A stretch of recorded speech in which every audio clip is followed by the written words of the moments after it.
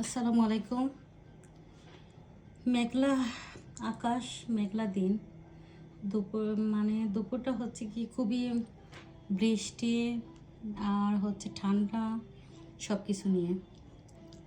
তো ইচ্ছে করতেছে চাটনি খাই, তা হচ্ছে কি মাছের চাটনি। দেখেন কি সুন্দর করে আমি মাছটা শুকনো মরিচ ভেজে ভালো করে তেলের মধ্যে পেঁয়াজ দিয়েছি আর লবণটা দিয়েছি। মাছটাকে আগে বিরন করে তারপরে সব কিছু দিয়ে বিরন করার পরে হালকা সরিষার তেল দিয়ে শুকনো মরিচ দিয়ে অনিয়ন দিয়েছি। তারপরে কাটা মাছে কাটা ছিল অবশ্যই, এটা তো রুই মাছ কাটা আছে। দেখেন আমি কত সুন্দর করে ভর্তা করেছি। এই যে লুকস, এটা হচ্ছে গিয়ে আপনার আমি ভাত খাওয়ার মধ্যে চিন্তা করলাম যে একটা ভিডিও দিয়ে দিই।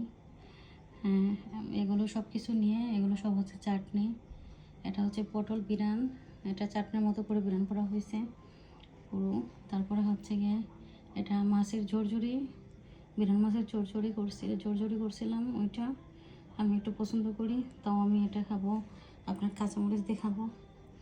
আর তারপরে হচ্ছে গিয়ে এই যে লুকস ডিলিশিয়াস। অ্যাকচুয়ালি গরম ভাতের সাথে আমার এরকম চাটনি, মাছের ঝরঝরি, তারপর হচ্ছে গিয়ে পটল বিরন সব কিছু আমার অনেক ভালো লাগে খাইতে।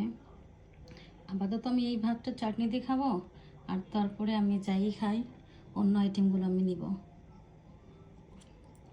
তো দেখেন আমার মাছের চাটনিটা কত সুন্দর কালার হয়েছে।